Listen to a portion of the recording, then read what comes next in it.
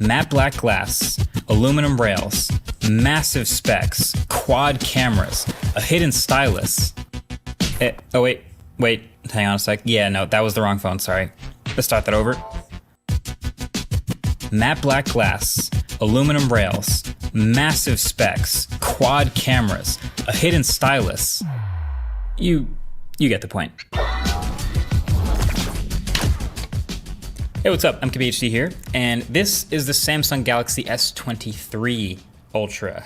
So when this first came out, when it got revealed, it was the easiest thing to do to just write it off as an incremental upgrade because, I mean, look at it. Like, aesthetically speaking, it's basically the same phone. I mean, the side radii are squared off more, so it feels a bit better in the hand, sure. Much more boxy like the Notes of the past. There are also slightly bigger rings around the cameras, and it's Gorilla Glass Victus 2 instead of Victus Plus.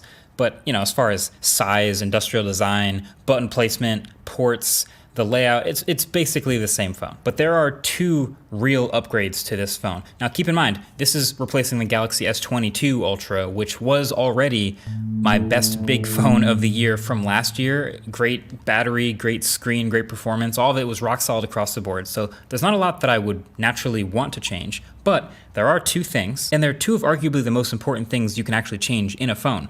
The chip that runs it all, and the cameras. So you might have heard about the Snapdragon 8 Gen 2. It's been a really good chip in the other phones that it's been in. Excellent CPU and GPU performance, and really efficient, which touches battery life.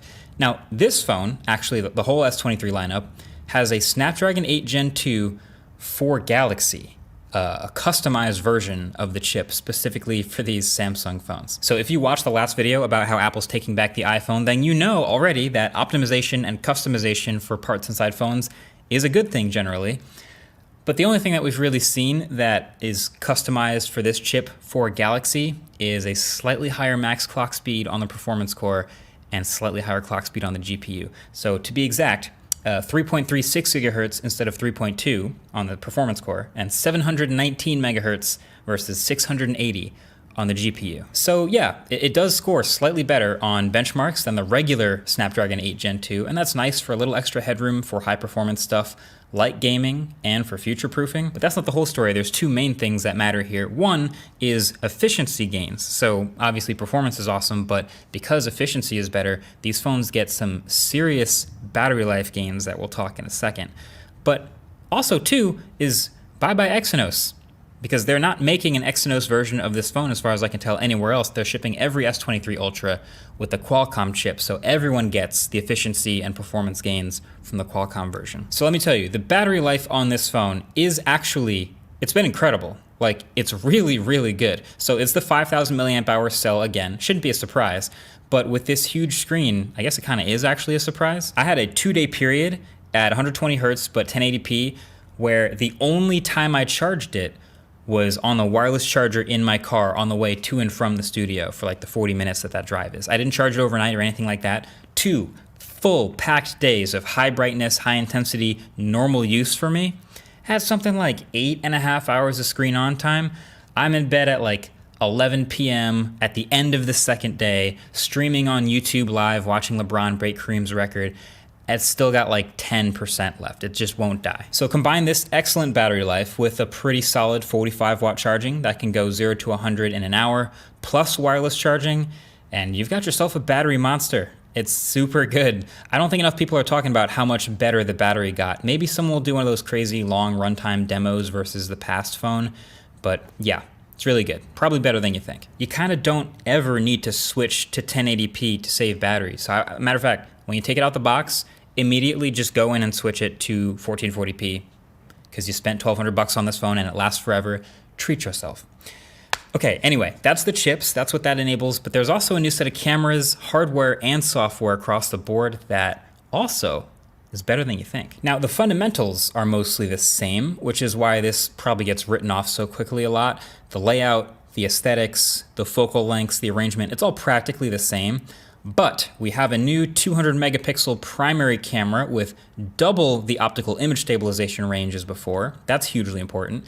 And then new sensors across the ultra-wide, the 3x telephoto, and the 10x periscope cameras. This new primary sensor setup though, I know we keep saying cameras are mostly software, and as far as the look and style of the photos. It absolutely still is.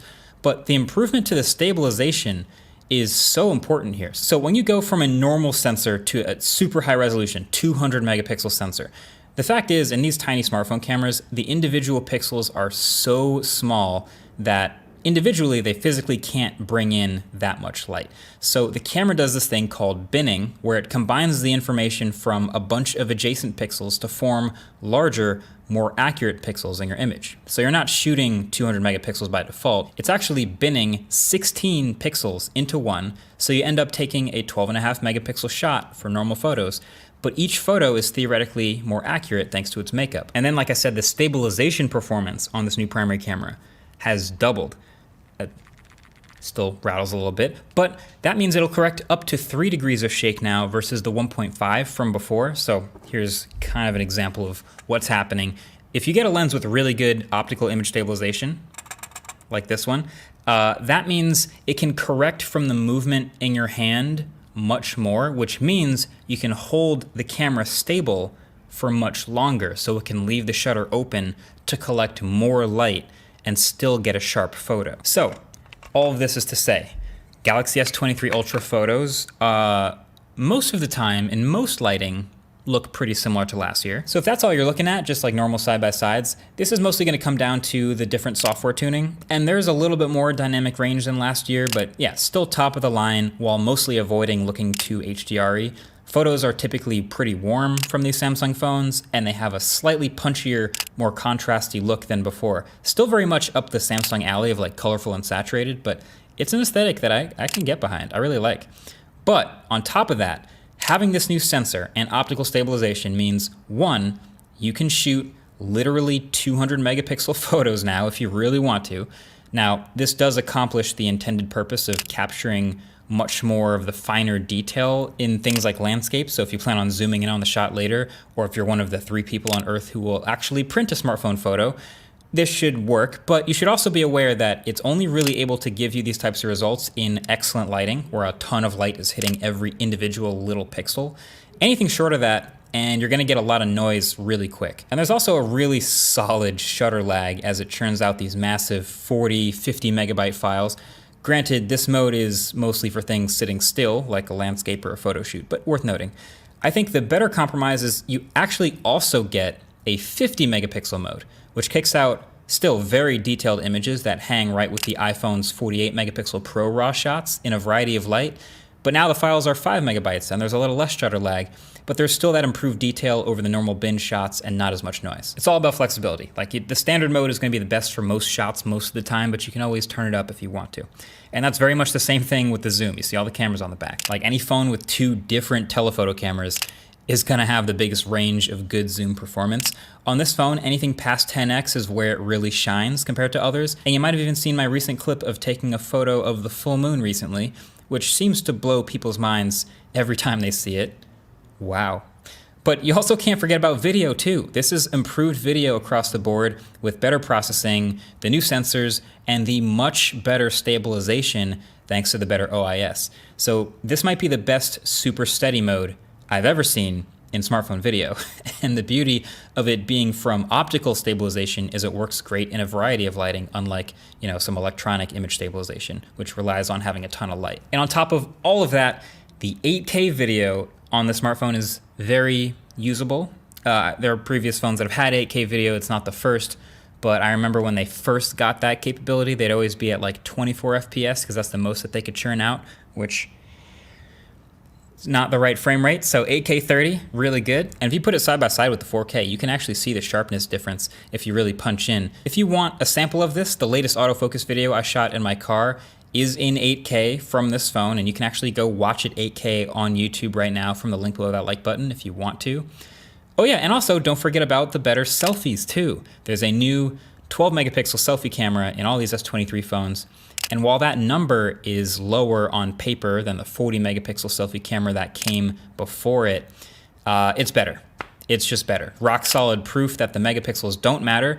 This selfie camera with the better software processing is very sharp, detailed, has nice color, doesn't flare too much, and also has a decently wide angle. It's not ultra wide, but not bad. So across the board, this is significant, an extensive improvement to the camera, especially the primary camera. That feels overlooked to me when people have been reviewing this phone.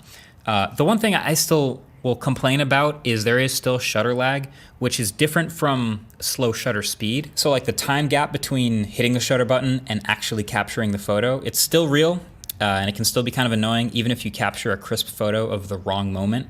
So like I said, it's more pronounced when you take the ultra high resolution 50 megapixel or 200 megapixel photos. You can't exactly do those in rapid fire. But if the question is, did they make a meaningful improvement to last year's phone to end up here? I would say between the new chip and the better overall performance and much better efficiency, which gets you huge battery life improvement, and the new cameras with the better sensors, better processing, but also much better stabilization, I would say yes. Not upgrade from last year's phone, yes, but they've actually made a real improvement. And then I don't really need to say too much about the rest because it's the same as before, which in the case of the best big phone of last year is kind of a good thing. Like all the other things that made this the best big phone are still here, and they're not minor things either. I haven't even talked about the A+ display, 1440p, 120 hertz LTPO, 1750 nits peak brightness. It's still awesome. Still has great speakers, still has very reliable software with a pretty good track record now of delivering software updates in a timely fashion for a while. The base storage has also actually jumped up from 128 to 256 gigs, and it's faster UFS 4.0 storage now. It still has the best stylus in a smartphone in the world, which might mean a lot more to you than it does to me, but you know, honestly, if I ever use it, it's nice knowing I can at any time mark up a screenshot or sign a PDF. And the list goes on. Great haptic motor, nice clicky buttons.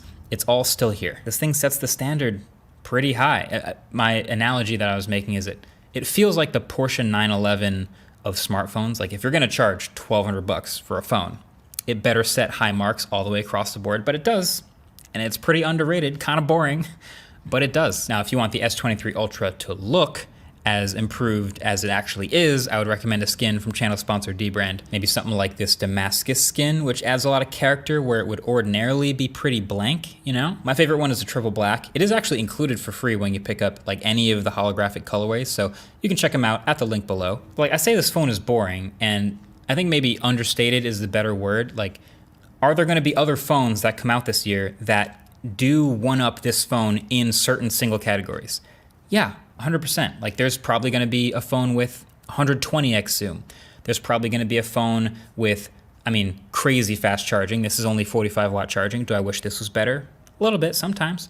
Is there going to be a phone probably with a much bigger, better, faster fingerprint reader? Yeah, probably. But as far as just like nailing all the marks across the board, yeah, this does it. Just as far as overall package, Samsung's software is settled. The screen is sublime. It's still the sickest stylus, and it snaps significantly smoother shots. It's sick. Thanks for watching. Catch you guys in the next one. Peace.